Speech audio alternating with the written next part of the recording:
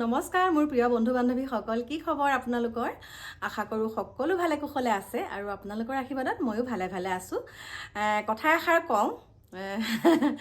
নক'লেও নোৱাৰোঁ আৰু ক'লেও লাগে মানে লেঠা, কিন্তু ক'ব লাগিবই। সকলোৱে ৰৈ ৰৈ বিনালে চিনেমাখন চালেনে নাই বাৰু? মই কিন্তু ৰৈ ৰৈ বিনালে চিনেমাখন 3বাৰেই চালোঁ। প্ৰথমবাৰ গ'লোঁ, কাকু দাহাহঁতে টিকেট কৰি দিলে, যেনে তেনে 2টা টিকেট পালোঁ আৰু প্ৰথম ৰিলিজ হোৱা দিনাই। তাৰ পাছতে আকৌ মোৰ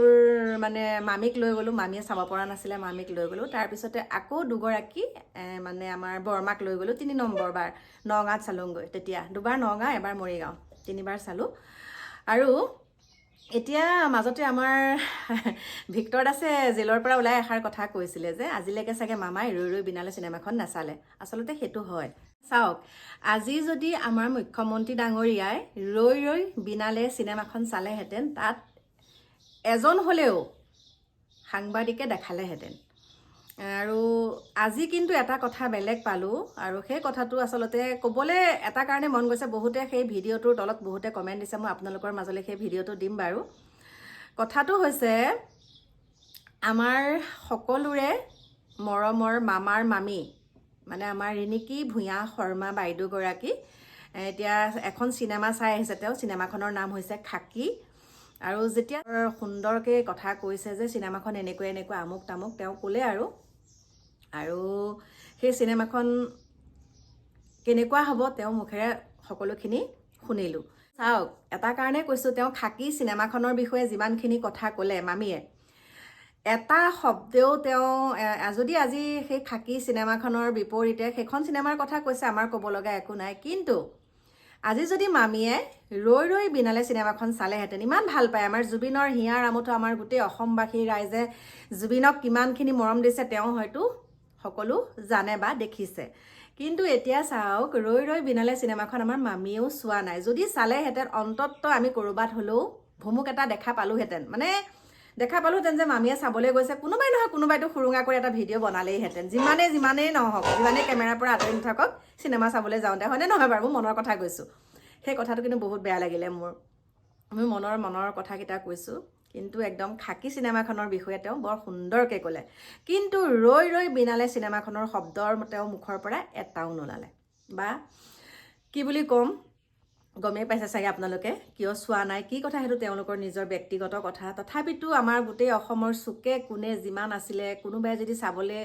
সক্ষম হোৱা নাছিলে, বহুতে দেখা পাইছে বৃদ্ধাবাসৰ লোকসকলক কি সুন্দৰকৈ লৈ গৈছে চিনেমাখন চাবলৈ। গতিকে কোনেও এৰা নাই সেই চিনেমাখন, সকলোৱে চাইছে। কিন্তু আমাৰ মামীয়ে যদি চোৱাহেঁতেন, এটা শব্দ ক'লেহেঁতেন। নাই চোৱা কাৰণে কোৱা নাই, মই ভিডিঅ'টো লগাই দিছোঁ, আপোনালোকে চাওক। আৰু সঁচাকৈ বহুত দুখৰ বিষয়, এতিয়া আমাৰ ফাষ্ট ট্ৰেক আদালতৰ সিদ্ধান্ত হৈ গ'ল।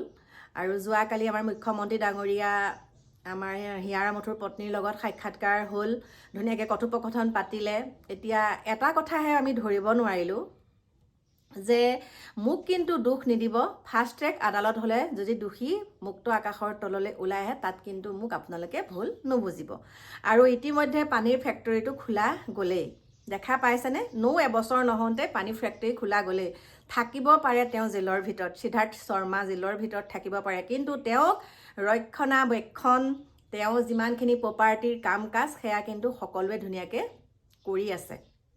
মানে তেওঁৰ লগত মিলি আছে। আৰু সকলোখিনি কৰি নাথাকিলে আজি তৎক্ষণতে সেই ফেক্টৰীটো কেনেকৈ খুলিবলৈ পালে, সেইটো কথা। আৰু এতিয়া যে কৈছে সিদ্ধাৰ্থ শৰ্মাহঁত মুক্ত আকাশৰ তললৈ আহিব, ফাষ্ট ট্ৰেক আদালত হ'লে তেওঁলোক ওলাই আহিব, মোক দুখ নধৰিব। এইটো এটা বৰ বেলেগ, তাত মানে ভাল লগা নাই এইটো কথাত। আৰু দোষীয়ে শাস্তি পাব লাগিবই, যিহেতুকে মামাই ধুনীয়াকৈ কৈ থৈছে যে আমাৰ হিয়াৰ আমঠুক হত্যা কৰা হৈছে, আৰু হত্যাকাৰী কেইজন সেই কেইজন বুলিয়ে চিনাক্ত কৰা হৈছে। সেইকাৰণেতো তেওঁলোকক জেলত ৰাখিছে, হয়নে নহয়? মই মামাই কোৱা কাৰণেহে কৈছোঁ। গতিকে তেওঁলোকে এতিয়া জেলৰ ভিতৰত কি সুন্দৰকৈ আছে। আমাৰ হিয়াৰ আমঠুৰ পত্নীয়ে কৈছে অমৃত প্ৰভাই বোলে হাঁহি হাঁহি কথা পাতি আছে, পুলিচ বিষয়া তাত থকা তেওঁলোকৰ লগতে বোলে হাঁহি হাঁহি কথা পাতি আছে। তেনেহ'লে কেনেকুৱা মানসিকতাৰে তেওঁলোকে জেলত ভাত খাইছে? আমিতো ভাবিছোঁ বহুত কষ্ট পাই আছে, কেতিয়াও কষ্ট পোৱা নাই। আৰু আমাৰতো হিয়াৰ আমঠুৰ পত্নীয়ে মিছা কথা নকয়, হয়নে নহয়? গতিকে সকলোখিনি চালি জাৰি চাই অসমৰ ৰাইজ ইমান বুৰ্বক নহয়। অসমৰ ৰাইজ ইমান অকৰা আজলি নহয় গতিকে সকলোখিনি বুজি পাইছে আৰু দোষীয়ে মুঠতে শাস্তি পাব লাগে ঘটনাটো কি হ'ল শেষৰ ভিডিঅ'টো ক'ত গ'ল সেইখিনি সকলো জানিব বিচাৰিছে আমাৰ হিয়াৰ আমঠু পত্নীয়ে আৰু হিয়াৰ আমঠুৰ পত্নী এটা কথাই তেওঁ বাৰে বাৰে কৈছে পোষ্টটো দিছে ফেচবুকত সামাজিক মাধ্যমত তেওঁ সুন্দৰকৈ এটা লিখনি দিছে যে ফাষ্টেগ আদালত হ'লে এতিয়া যে হৈছে তেওঁ সুখী তেওঁ সুখ পাইছে কিন্তু ইয়াত যাতে সুৰুঙা অকণো নাথাকে সেইটো কিন্তু তেওঁ কৈছে গতিকে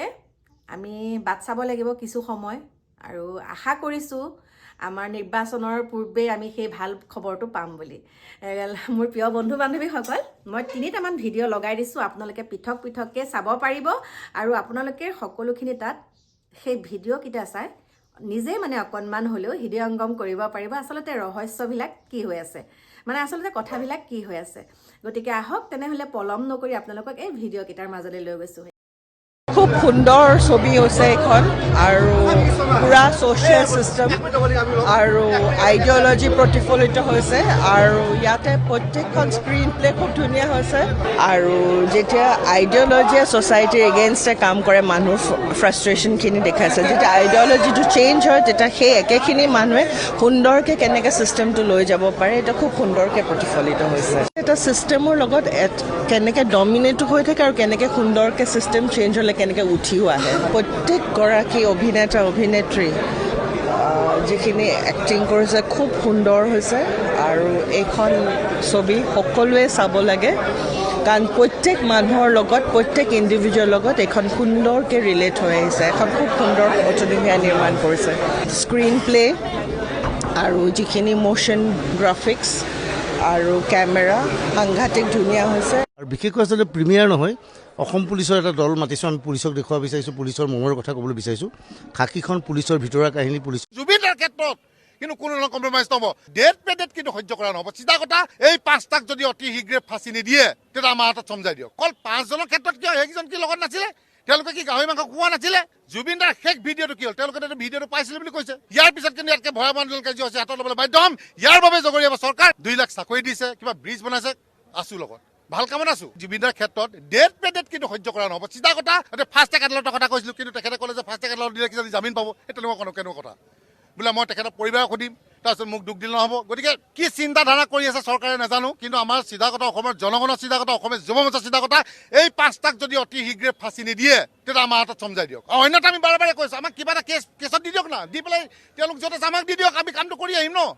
আমিতো কোৱা নাই নকৰোঁ বুলি তাৰপিছত আমাকো জেল দি দিয়ক কোনো কথা নাই কিন্তু জুবিনৰ ক্ষেত্ৰত কিন্তু কোনো ধৰণৰ কম্প্ৰমাইজ নহ'ব আজিও চাওক সেই কালপিতকেইটা যিকেইটা কালপিত ইহঁতখনত আছিলে তেওঁলোকক মাতি আহিলে আহি পেলাই কি সুধিলে কি পুছে চাহ তামোল খাই পেলাই গুচি গ'ল আজিতো তেওঁলোকে তাত এচি ৰুমত একদম ধুনীয়াকৈ আছে বহিছে খাইছে বহিছে গতিকে অকল 5জনৰ ক্ষেত্ৰত কিয় সেইকেইজন কি লগত নাছিলে তেওঁলোকে কি গাহৰি মাংস খোৱা নাছিলে আমি কি ভিডিঅ'ত দেখা নাই আৰু শেষৰ ভিডিঅ'টো কি হ'ল জুবিনদাৰ শেষ ভিডিঅ'টো কি হ'ল তেওঁলোকে ভিডিঅ'টো পাইছিলে বুলি কৈছে তো গতিকে সেই ভিডিঅ'টো এতিয়া ওলাব লাগে আৰু পুংখানুপুংখভাৱে গোটেই বস্তুটো আকৌ চাব লাগে হা কাৰণ কেলে ডেট পেডেট কিন্তু সহ্য কৰা নহ'ব চিধা কথা এইকেইটাক অতি শীঘ্ৰে ফাঁচি দিয়াৰ ব্যৱস্থা কৰক আৰু আমাৰ তাত যিকেইটা এতিয়া বাচি আছে সেইকেইটাক আনি পেলাই সেইকেইটাকো জেলত দিয়ক অন্যথা ফাঁচি দিয়া ব্যৱস্থা কৰক অন্যথা কিন্তু অসমীয়া জনতা শান্তত নাথাকিম চিধা কথা আজি আমি চলো দিছপুৰ কাৰ্যসূচী হাতত লৈছোঁ দিছপুৰ ঘূৰা কৰিবলৈ আহিছোঁ ইয়াৰ পিছত কিন্তু ইয়াতকৈ ভয়াৱহ আন্দোলন কাৰ্যসূচী হাতত ল'বলৈ বাধ্য হ'ম ইয়াৰ বাবে জগৰীয়াব চৰকাৰ ইয়াৰ বাবে জগৰীয়াব প্ৰশাসন 2 লাখ চাকৰি দিছে কিবা ব্ৰিজ বনাইছে আছো লগত ভাল কামত আছো জুবিনদাৰ ক্ষেত্ৰত ডেট পেডেট কিন্তু সহ্য কৰা নহ'ব চিধা কথা ফাষ্টেগ আদালতৰ কথা কৈছিলোঁ কিন্তু তেখেতে ক'লে যে ফাষ্টেগ আদালত দিলে কিজানি জামিন পাব এই তেনেকুৱা কেনেকুৱা কথা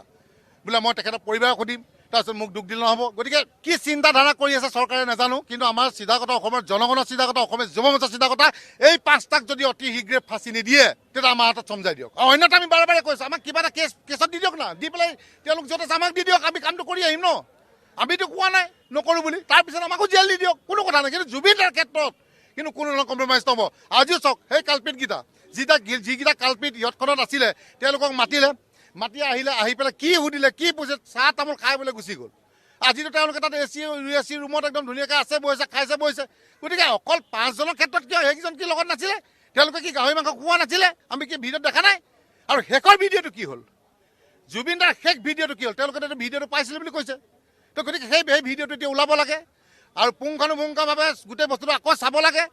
হা কাৰণ কেলে ডেট পেডেট কিন্তু সহ্য কৰা নহ'ব চিধা কথা এইকেইটাক অতি শীঘ্ৰে ফাঁচি দিয়াৰ ব্যৱস্থা কৰক আৰু